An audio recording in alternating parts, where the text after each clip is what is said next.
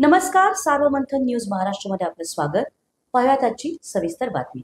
अहिल्यानगर जिल्ह्यातील राहुरी तालुक्यात असलेल्या उमरे विविध कार्यकारी सोसायटीत रेशन घोटाळा झाला असून याची चौकशी पुरवठा अधिकारी यांनी करून तहसीलदार यांनी सोसायटीला कारणे दाखवा नोटीस धाडली असल्याने स्वस्त धान्य दुकानदार यांच्यामध्ये मोठी खळबळ उडाली आहे.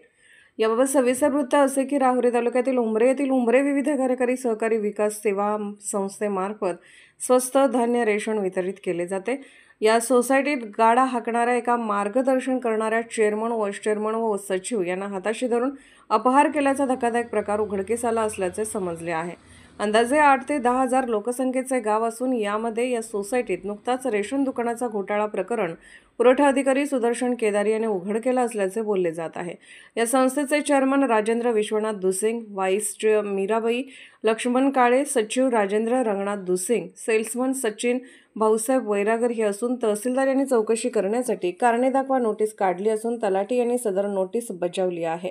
तब्बल 150 टन गहू, तांदूळ व साखर या रेशनिंगचा घोटाळा झाला असून यावर तहसीलदार संबंधित सोसायटीचे चेअरमन, व्हाईस चेअरमन, सचिव सदस्यांवर काय कारवाई करणार का पाहणे महत्त्वाचे ठरणार आहे.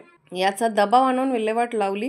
शासनाची रक्कम 5 लाख आहे, परंतु अफरातफर रक्कम 15 लाख रुपयांच्या धान्याचा अपहार झाला असून स्वस्त धान्य दुकानदार नागरिकांना धान्य वितरण न करता पावत्या देत असताना उंबऱ्याच्या तलाठी कांचन घाडगे यांनी सदर प्रकार थांबवला व महिला कामगार तलाठी कांचन घाडगे यांनी नोटीस धाडली.